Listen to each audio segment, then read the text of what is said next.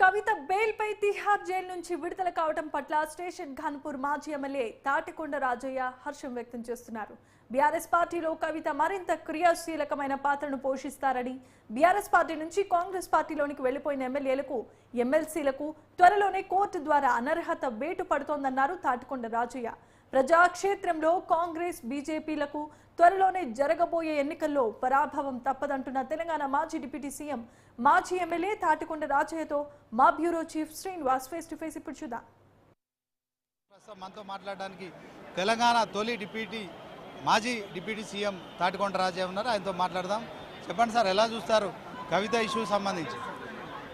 కేంద్రంలో ఉన్న బీజేపీ ప్రభుత్వం కక్షపూర్వకంగా తెలంగాణలో ఉన్న బీజేపీ నాయకుల ఒత్తిడి వల్ల అక్రమంగా కేసు పెట్టి దాదాపు 5.5 నెలలు మరి జైల్లో, తిహార్ జైల్లో ఉంచడం, అన్ని రకాల విచారణ జరిగిపోయినాయి. ఈడీ, సిబిఐ విచారణ అయిపోయిన తర్వాత కూడా ఓన్లీ ఉట్టినే జైల్లో పెట్టే కార్యక్రమాన్ని సుప్రీంకోర్టు తీవ్రంగా మరి ఖండించిన సంగతి మనందరూ కూడా తెలుసు.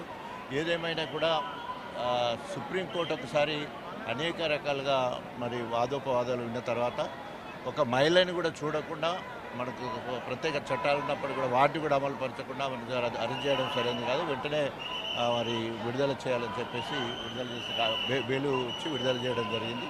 తప్పకుండా రేపు రాబోయే రోజుల్లో ఒక్క పైసా కూడా రికవరీ లేకుండా, 100 కోట్ల కుంభకోణం అని చెప్తే ఒక్క రూపాయి కూడా రికవరీ చూపించకుండా, ఆధారాలు లేకుండా కేసు ఎట్లుంటుంది అని చెప్పేసి, ఆరోపణలు ఉన్నంత మాత్రాన మరి ఆధారాలు ఉన్నట్టు కాదు అని చెప్పేసి మరి ఈరోజు బెయిల్ ఇవ్వడం జరిగింది. ఇప్పటికైనా కూడా మరి న్యాయం జరిగిందని మేము అనుకుంటాం. రాబోయే రోజుల్లో తప్పకుండా దీనికి తిరిగి గుణపాఠం చెప్తాం. ఎప్పుడైనా కక్షసాధిత పూర్తిగా రాజకీయాలు చేస్తే ఎప్పుడు కూడా చెల్లో చట్టాలు ఎవరికి చుట్టాలు కావు. కొంత ఆలస్యమైనప్పటికీ కూడా మరి ఈరోజు కవిత మరి బెయిల్పై రావడం మేము స్వాగతిస్తూ ఉన్నాం.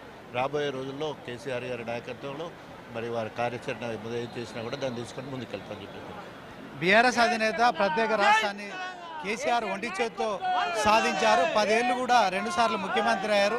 3వసారి ప్రతిపక్ష పాత్రకు పరిమితం కావడంతో ప్రజలు ఇచ్చిన తీర్పును శిరసావించారు. ఎట్ ద సేమ్ టైం ఇక మరి కన్న కూతుర్ని కాపాడుకోలేని కేసీఆర్ అని చెప్పి కూడా పార్టీ నుంచి 10 మంది ఎమ్మెల్యేలు వెళ్ళిపోవడం కావచ్చు, కవిత బెయిల్పై వెళ్ళడం కావచ్చు, ఈ తాజా పరిణామాల నేపథ్యంలో ఎలా ఉండబోతుందని? సో తప్పకుండా ప్రజాస్వామ్యంలో రాజకీయ పార్టీలు, అదేవిధంగా నాయకులు ఏ నిర్ణయం తీసుకున్నా కూడా ఎవరైనా కూడా రాజ్యాంగానికి కట్టుబడి ఉండవలసిన అవసరం ఉంది.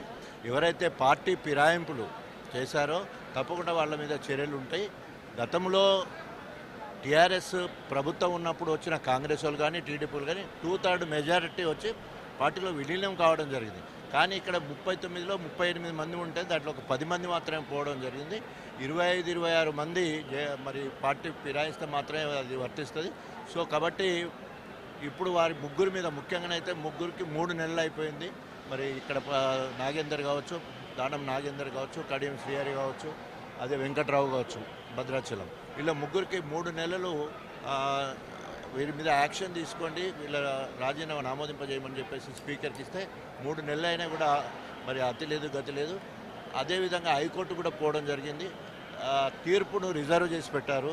సో త్వరలోనే ఒక నిర్ణయం తీసుకుంటే, ఒకవేళ కనుక స్పీకర్ ఎలాంటి నిర్ణయం తీసుకోకపోతే సుప్రీంకోర్టు ఇంటర్వ్యూన్ అయ్యేది ఉంటే వాళ్ళను డిస్క్వాలిఫై చేసే అవకాశం ఉంది. గతంలో మణిపూర్ కావచ్చు, అదేవిధంగా ఢిల్లీలో కావచ్చు, కొన్ని సందర్భాలలో మరి వాటిని డిస్క్వాలిఫై చేయడం జరిగింది. తప్పకుండా మరి త్వరలోనే వారు డిస్క్వాలిఫై అవుతారని ఎదురు చూస్తున్నాం. తప్పకుండా లోయాలకి సిద్ధం కావాల్సిన అవసరం ఉంది. సో అదేవిధంగా ఈరోజు గెలుపోవటంలో 10 సంవత్సరాల ప్రభుత్వంలో తెలంగాణ అస్తిత్వం కోసం, తెలంగాణ ఉనికి కోసం, ఆత్మగౌరవం కోసం పనిచేసింది. గెలుపోవటంలో ఎట్లున్నా కూడా కేంద్రంలో లేదా ఢిల్లీ స్థాయిలో తెలంగాణ హక్కులను కాపాడాలన్నా బీఆర్ఎస్కే సాధ్యం, తెలంగాణ వాదులుగా, ఉద్యమకారులుగా. అదేవిధంగా ఇక్కడ రాష్ట్రంలో కూడా ప్రధాన ప్రతిపక్షంగా కాంగ్రెస్ను ఎదుర్కోవాలంటే కూడా బీఆర్ఎస్ పార్టీ ప్రత్యక్ష పాత్ర పోషిస్తుంది. ప్రజా వ్యతిరేక విధానాలు అవలంబిస్తున్న, రైతు వ్యతిరేక విధానాలు, విద్యార్థి వ్యతిరేక, ఉద్యోగ వ్యతిరేక అవలంబిస్తున్న రేవంత్ రెడ్డిని దించే వరకు తప్పకుండా అల్పెరిగని పోరాటం చేస్తాం. ఓకే, ఇప్పుడు 5.5 నెలలుగా కవిత జైల్లో ఉన్నారు. ఇక పార్టీలో కొంత నిరాశ నిస్పృహలు ఉండే, ఇప్పుడు బెయిల్పై బయటకు వచ్చారు. ఎలా ఉండబోతున్నారు? తప్పకుండా ఈ రెట్టించిన ఉత్సాహంతో ఇంతకుముందే చెప్పాను, నేను ఇంతకుముందునే మొండి, ఇక జగమొండి లెక్క తెలంగాణ ఉద్యమంలో 18 సంవత్సరాల నుంచి వెళ్ళి రాజకీయాల్లో ఉన్నాను. రాబోయే రోజుల్లో ఇంకా గొప్పగా పనిచేస్తాం. ప్రజా వ్యతిరేక విధానాలు అవలంబిస్తున్న కాంగ్రెస్ పార్టీని రోడ్డు మీద నిలబెట్టి బట్టలు తీసిద్దామని చెప్పేసి తప్పకుండా రాబోయే రోజు ప్రతి అంశం మీద మహిళలకు 2500 ఇవ్వలేదు, తులం బంగారము, కళ్యాణ లక్ష్మి ఇవ్వలేదు, మహిళలకు తర్వాత పెన్షన్ 4000 అన్నది అది కూడా ఇవ్వలేదు, బోనస్ ఇస్తానని అది కూడా ఇవ్వలేదు, ఆడవాళ్ళకు స్కూటీ ఇస్తానని అది కూడా ఇవ్వలేదు, రైతు రుణమాఫీ 15 ఆగస్టు వరకే చేస్తానని చెప్పేసి దాంట్లో ఇప్పటివరకు ఒక 10,000 కోట్లు కూడా చేయని పరిస్థితి కనబడుతూ ఉన్నది. కాబట్టి ఏదేమైనా కూడా వీటన్నిటి మీద ప్రజాక్షేత్రంలో తేల్చుకుంటాం. ఓకే, ఫైనల్గా కవిత రాకను మీరు ఎట్లా ఆస్వాదిస్తున్నారు?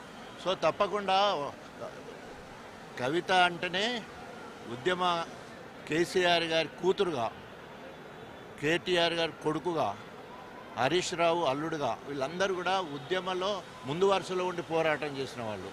సో అన్ని ధర్నాలు, రాస్తారోకలు, ప్రతి విషయంలో జైలుకు పోయే విషయంలో కానీ అన్ని రకాల చేసిండ్రు. సో వారి పోరాట పటిమను బట్టే ఈరోజు తెలంగాణ రాష్ట్రం వచ్చింది. కేసీఆర్ గారి నాయకత్వంలో తప్పకుండా వారి నాయకత్వం, కవిత నాయకత్వంలో, కేటీఆర్ నాయకత్వం, హరీష్ రావు నాయకత్వంలో మేమందరం కలిసి కేసీఆర్ గారి నాయకత్వంలో తప్పకుండా ప్రజా పోరాటం చేస్తాం. తర్వాత ప్రజా వ్యతిరేక విధానాలు కాంగ్రెస్ పార్టీ విధానాలను ఎండగడతాం. ఇక ఇప్పటికే పార్టీ మారిన కాంగ్రెస్ ఎమ్మెల్యేలపై మణిపూర్ తరహా కనుక కోర్టు తీర్పిచ్చిన నేపథ్యంలో తెలంగాణలో బై ఎలక్షన్స్ వచ్చే అవకాశం ఉంటుంది. కాంగ్రెస్ ప్రభుత్వంపై ప్రజల్లో వ్యతిరేకత కూడా ఉంది. ఖచ్చితంగా బీఆర్ఎస్ రానున్న రోజుల్లో కూడా అన్ని ఎన్నికల్లో విజయం సాధిస్తుందని మరి స్టేషన్ గన్పూర్ సంబంధించిన మాజీ ఎమ్మెల్యే తాటికొండ రాజయ్య చెప్తున్నారు. సో ఇది ఇక్కడ తాజా పరిస్థితి. కెమెరా పర్సన్ నవమంతో శ్రీనివాస్, న్యూస్ 360 హైదరాబాద్ నుంచి. గవర్నర్ జిష్ణుదేవ్ వర్మ ఉమ్మడి వరంగల్